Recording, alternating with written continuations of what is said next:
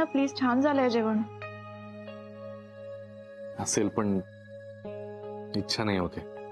हे असं सगळं चालू असताना खायची इच्छा कशी होईल छान? I understand yeah, but just a bad phase, it will pass, don't worry. आणि ही फेज संपल्यावर मी जिंकलेलो असेल. मला ना अजूनही डोक्यामध्ये ते राधिकाचं सगळं भाषण आणि तिच्या वकिलांचं बोलणं सगळं डोक्यामध्ये अजूनही फिरते. अशी चिडचिड होते ना माझी. यार ऍक्च्युली माझी पण खूप चिडचिड होते. ती ऍडव्होकेट कशी बोलली रे तुला? याला समजते काय स्वतःला? आणि एवढं ओव्हर प्रेशराईज करायची काहीच गरज नव्हती ना तुला. हो, आणि त्याच्यामध्ये तू पण बोलून गेलीस नको ते. सॉरी फॉर दॅट या, सिरियसली. पण तू माझ्या पण फिलिंग समजून घे ना. मला बेर नाही झालं तिचं बोलणं. हो बच्चा, मला कळतंय, पण आता त्यातनं किती घोळ निर्माण झाले ते निस्तरावेच लागतील ना सगळे आपल्याला. काय करायचं मग आता? काही नाही, आता आपलं आधीपासून अफेअर होतं या गोष्टीचा एकही पुरावा त्यांच्या हाती लागता कामा नये. हा, कशी बीपी वाढल्याचं नाटक केलं खरं. आता मला ना खरंच बीपी वाढल्यासारखं वाटतंय. तिकडून हे कोर्टाचं टेन्शन, तिथून ऑफिसचं प्रेशर. ऑफिस मला काय झालं आता? कदमनं फोन केला होता. महाडिक सर परत ऑफिसमध्ये आलेत. आता राजवाडे ते काहीतरी बोलत होते म्हणतात. काय बोलत होते कोणास ठाऊक. यार आता हे दोघं काय बोलतात? मला ना त्यांच्याकडे जाऊन त्यांचं तोंडही बघायची इच्छा नाही. आता गेले की परत तेच विचारणार, परत नवीन प्रेशर्स, परत ते. जाऊ दे, जावं तर लागेल ऑफिसला. आपल्या फ्युचरचा प्रश्न आहे सगळ्या. जाऊ दे, नाही मी सगळं नीट करेन, सगळं मॅनेज करेन. फक्त या राधिकाला मला जिंकू द्यायचं नाहीये ऍट एनी कॉस्ट.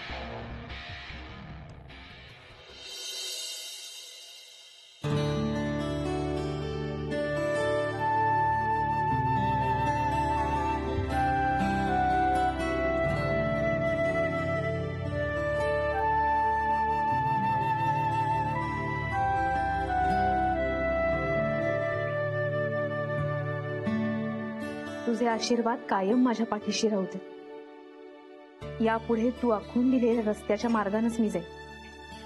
मला माहितीये, प्रामाणिक प्रयत्नांना आणि खरेपणाला कधीच हार मानावी लागत नाही.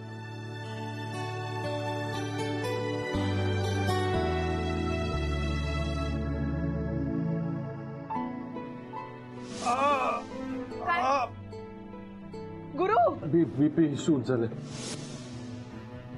कसा सन्मान गुरु. आई अहो, काही झालं नाहीये त्यांना. नाटक करून राहिले ते. तुम्ही खूप भोळे आहात. अहो खरंच काही नाही झालंय. जाताना मी बोलले ना त्यांच्याशी, वरनं 4 गोष्टी मला सुनावून गेले. का खरं का खोट हे सगळं करायला मला रस नाहीये. गुरु खरंच आजारी पडला असेल तर का करायचं?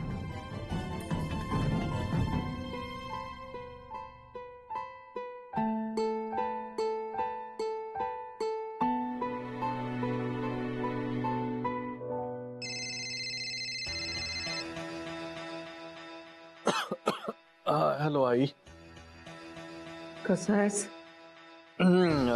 बरं आहे. आता थोडं टेन्शन आणि स्ट्रेसमुळे डोकं जरा जड झालंय, पण डॉक्टर म्हणाले बरं वाटेल, फार टेन्शन घेऊ नका. सांभाळ स्वतःला, काळजी घे बरं. हा, आता काय आई, हे असंच चालू राहणार. माझी ही अशीच परवड होत राहणार बघ. कोणाला पडलीये का माझी? हा, एकटा पडलोय मी. धड नीट घरचं जेवायला सुद्धा मिळत नाही. जाऊ दे, ठीक आहे, मी बघतो आई. हे पाय गुरु. ठीक आहे. हॅलो गुरु. गुरु,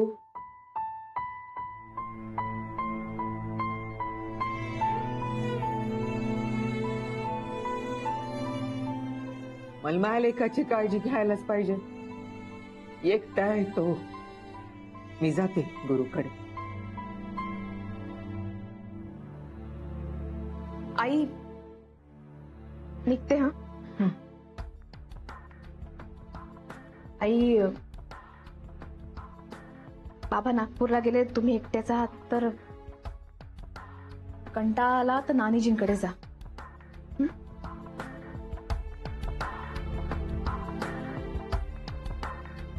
आई मला समजते तुम्हाला काय वाटून राहिलं ते, पण जरा सावरा स्वतःला. आपल्या सगळ्यांच्याच परीक्षेचा काळ आहे हा. येते.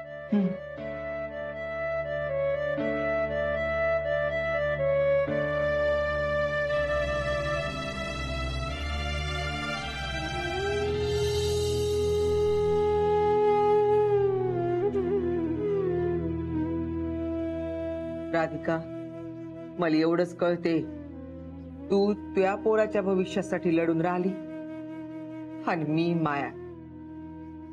तुलाही कळेल वेळ आल्यावर. आईच पोराच्या चुका पोटात घेते, दुसरं कोणी नाही. शेवटी आज खूप उशीर झालाय ग, आणि मी ऑफिसमध्ये लवकर पोहोचणं खूप गरजेचं आहे. खूप मीटिंग्स आहेत एकतर.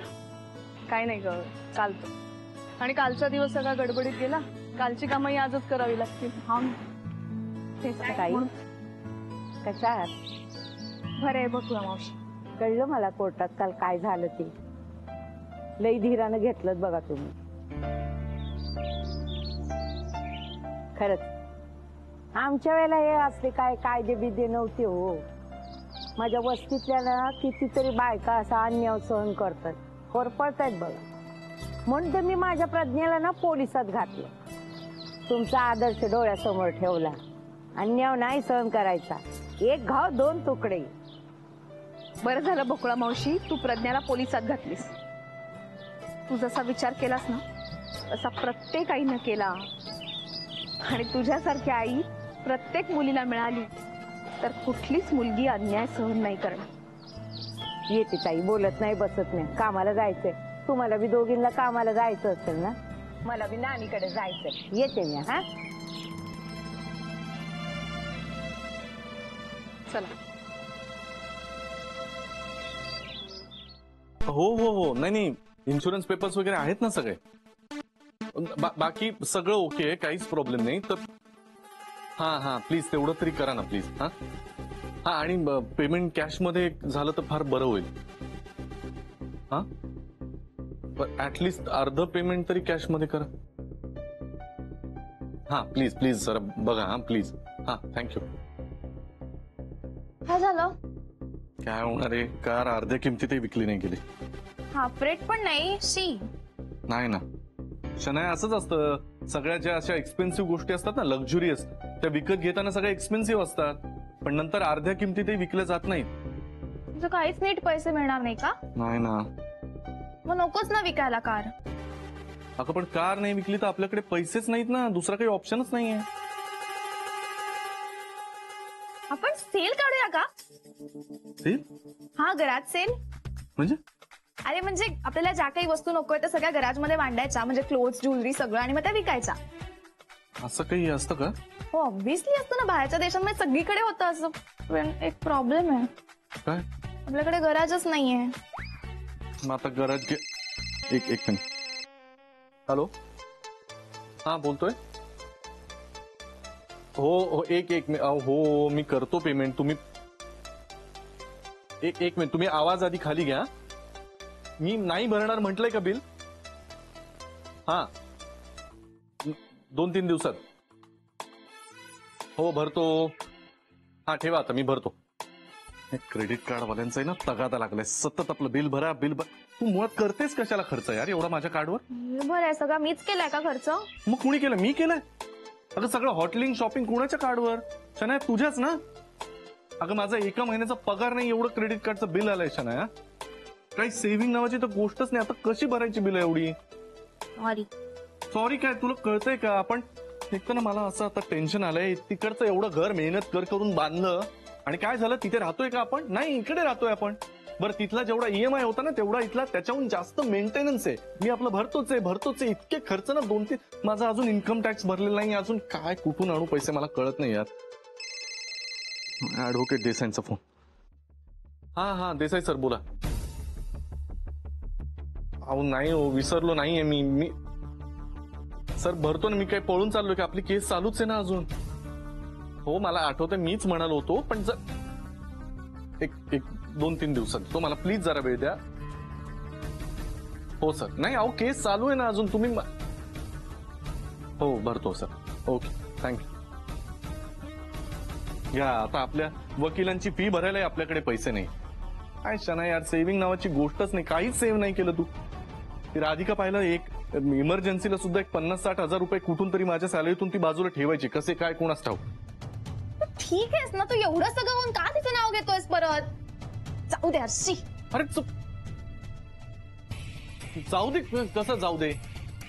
ते पैसे नाही तिकडे. एवढं मेहनत करून घर बांधलं, ती राधिका बसली त्याच्यावर, आणि मी आपला हरी करत तिथे पैशांचं सगळं टेन्शन घेऊन बस.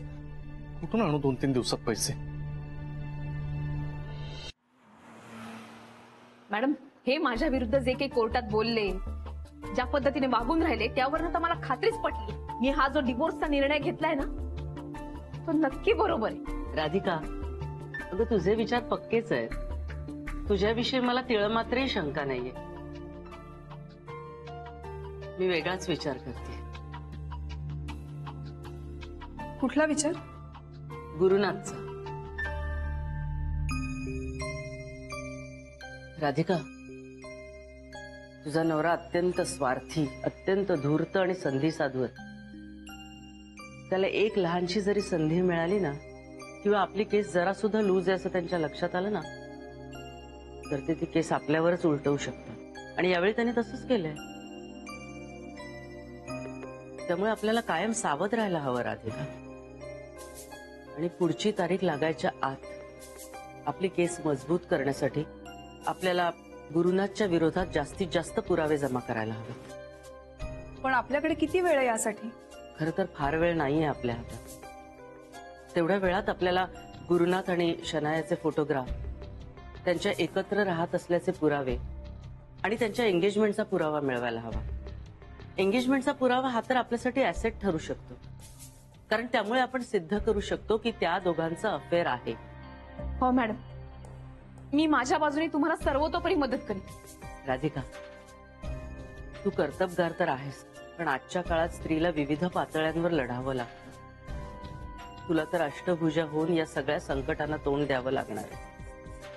घटस्फोट हा एका स्त्रीसाठी आयुष्यावरचा कलंक असतो. घटस्फोट घेतल्यानंतर तिचं आयुष्य हे कवडीमोल ठरतं. हा जो गैरसमज आहे ना, तो आपल्याला तुझ्या रूपाने दूर करायचा आहे. राधिका, मला कल्पना आहे की तुला खूप दुःख होतं, आणि दुःख माणसाचं बरंचसं काही घेऊन जातं, पण ते जाताना आपल्याला बरंच काही देऊनही जातं. आणि हे जे देणं असतं ना, ते आपल्याला समाजाला द्यायचं. मॅम, किती छान समजावलं तुम्ही. हो ना, आमच्या मनातल्या शंका दूर झाल्यात. आता जास्तीत जास्त पुरावे गोळा करण्याचा प्रयत्न करतो आम्ही. राधिका, एक गोष्ट पक्की लक्षात ठेव. ही केस तुला फक्त राधिका सुभेदार म्हणून लढायची नाहीये. आपल्या नवऱ्याची व्यभिचारी कृत्य माहीत असतानाही गप्प बसणाऱ्या आणि त्यांनी केलेला मानसिक छळ निमूटपणे सहन करणाऱ्या सगळ्या बायकांची प्रतिनिधी म्हणून तुला ही केस लढायची. असा विचार केलास ना, तर तुला मानसिक बळही मिळेल.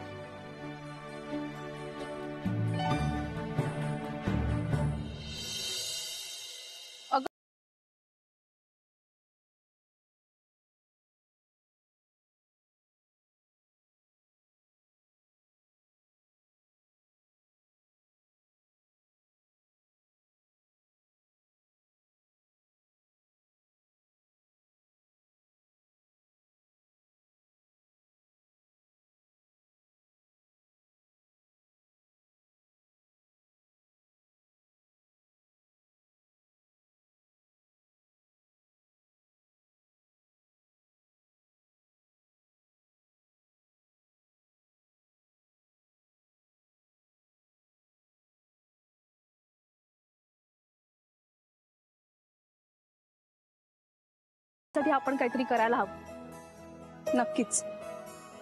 आणि राधिका, मला असं वाटतं की आपण ना स्वयंसिद्धामधून ह्या गोष्टीसाठी आवाहन करूया. ह्यासारखा चांगला प्लॅटफॉर्म नाहीये आपल्याकडे दुसरा. ह्या सगळ्याकडे बघायचा लोकांचा दृष्टिकोन बदलायला हवा. देव न करो, पण उद्या समजा त्यांच्या घरात अशी एखादी केस झाली तर त्यांनी कुठला स्टँड घ्यायचा, ह्या सगळ्याकडे कशा पद्धतीने बघायचं हे लोकांना कळायला हवं. हो, काय ग? 12 वाजले ग. मला ऑफिसमध्ये लवकर पोचायला हवं, नाहीतर असं व्हायचं की माझ्या या सगळ्या पर्सनल कामामुळे ऑफिसचं काम राहून जायचं. मी दादांना फोन करते, थांब. अच्छा चल मी येतो. जाताना त्या कार डीलर कडे जातो आणि तिथूनच ऑफिसला. अरे निघतोय, ग्रीन टी तरी घे ऍटलीस्ट. हा का नको, आता उशीर होतोय. बरं चल मी शूज घालतो, तोपर्यंत एखादं सिप घेतो. बरं ऐक ना, मी आज पार्लरला नाही जाते, आपण सेव्हिंग करूया. अगं बच्चा, असं तुला रोज वाटू दे, आपले खूप पैसे वाचतील. हा गुड गर्ल. चल मी बघते.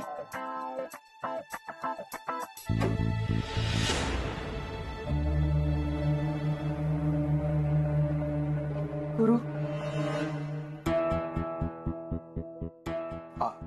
आई आई आई तू गुरु आई तू इथे? कसं आहेस बा? मी तुला बरं वाटत नाही ना? आता कसं वाटतंय? काय आता आम्ही करत होतो ना मॅनेज. तुला याची काय गरज होती? बरं वाटतंय आता? तू ये ना, आत ये ना आई. ये ये आई, आत. ये ये बस. कसं वाटतंय तुला? काय अगं आता बीपी शूट झालं ग. डोळ्यासमोर अशी अंधारीच आली एकदम. तब्येत इतकी आई पाणी आहे. तब्येत इतकी डाऊन झाली ना की मला काही सुचे ना काही. असं वाटायला लागलं की आता संपलं सगळं. असं नाही ना बोलायचं. मी आहे ना तुझ्यासोबत. आई मी एकटा पडलोय का? नाही ना बा. मी एकटा पडलोय आई. माझ्या बाजूने कोणी नाही. सांग ना कोण आहे माझ्या बाजूने? सांग कोणी नाही माझ्या बाजूने. मी आहे ना रा. तो पण ते नाही ना कळलं मला. मला लक्षातच नाही ना आलं ते. सगळं चुकलंय बघ माझं.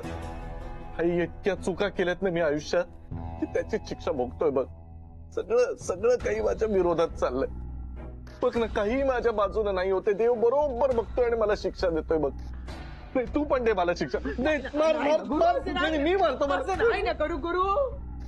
असं काऊन बरं करते? मी आहे ना तुझ्यासोबत. या आधी पाणी घे. पाणी. मी आहे तुझ्यासोबत. मी तुझ्यासाठी काहीतरी आणलंय. खाऊ आणलंय. खाऊन घे बरं. खाऊन घे. काय कशाला उगीच आणलं तू? त्यासाठी आणलं ना. जाऊ दे ग, काय उपाशीच बरा मी. खाऊन घे आधी. उपमा आहे?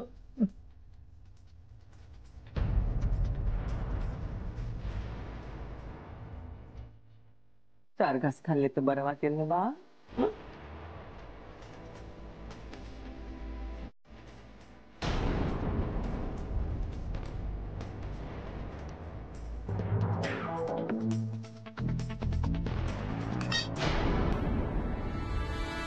तुला बनवून खाना. आई छान छान केलंय ग. ते म्हणतात ना, स्वामी तिन्ही जगाचा आई विना उपाशी. उपाशी नाही रे, भिकारी. हा भिकारी. हा हा भिकारी भिकारी. भिकारीच बनवले ना मला. तुझ्या सुनबाईनं भिकारीच बनवले मला. पार रस्त्यावर आणलंय मला. मला सांग, अशी कोणी कोर्ट केस करतं? हा आपल्या अख्ख्या घराण्यात कोणी कोर्ट केस केली होती का? तेच तर तिला समजावलं ना बा. नाही ना, पण आई आता काही उपयोग नाही. आता काही उपयोग नाही. हे जर असंच चालू राहिलं ना, हे जर असंच चालू राहिलं ना तर आम्ही रॅट पॉइझन घेऊ. तू कपडा का बाहेर? काऊन बरं अभद्र बोलत आहे तुम्ही एकाबद्दल? गुरला काही होणार नाही. मी आहे त्यासोबत. मी आहे त्यासोबत.